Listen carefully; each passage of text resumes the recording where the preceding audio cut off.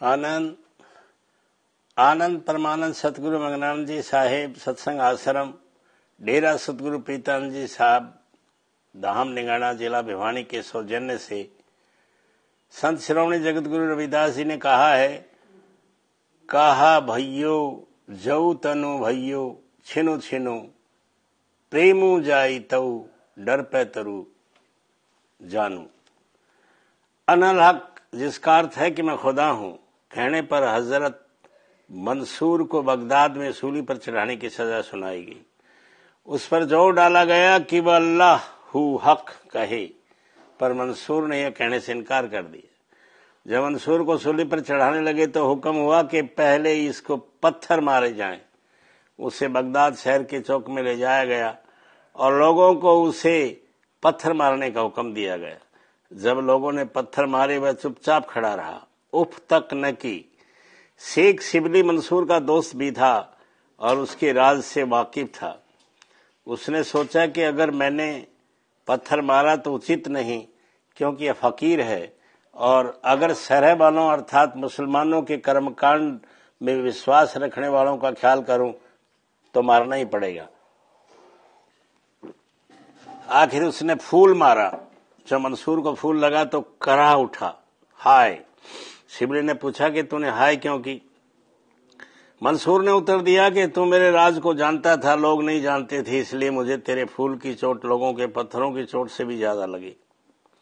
जब उसे सूली पर चढ़ाने लगे तो पहले उसके हाथ काट दिए गए।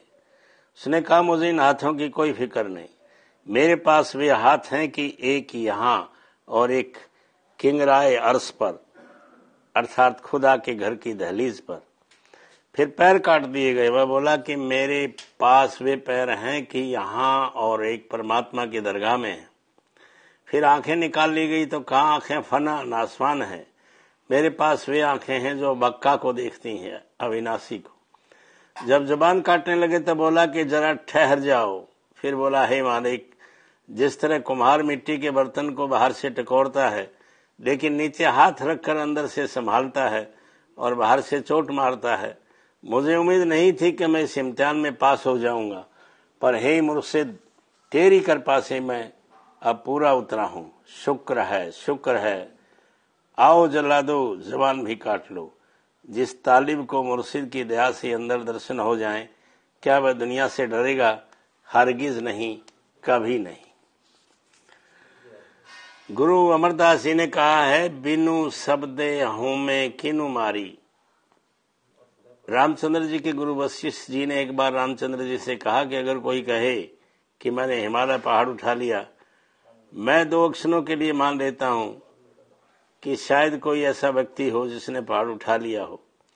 अगर कोई कहे कि मैंने समुद्र पी लिया, मानने योग्य बात नहीं, मगर मैं 2 मिनट के लिए मान लेता हूं कि शायद कोई ऐसा व्यक्ति है जिसने समुद्र को पी लिया हो।